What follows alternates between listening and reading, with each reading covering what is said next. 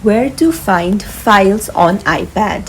Hey everyone, welcome back to the channel. If you are new here, don't forget to hit the subscribe button and turn on the notification bell to not miss any updates. So today I'll guide you on how to find the built-in Files app on the iPad, which functions as a file browser for managing various file types like PDFs, images, and other documents as well.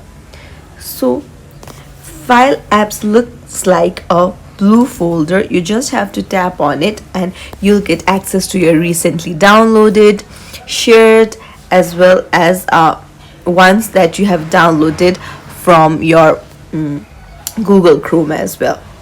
You can come back and then your you can see various tags and locations as well. If you can't find the Files app, then you can just swipe down and you'll find the search option. Just search for Files and it will appear right there. It's as simple as that. If you found this tutorial helpful, don't forget to like and subscribe to our channel for more tips and tricks. Thank you for watching.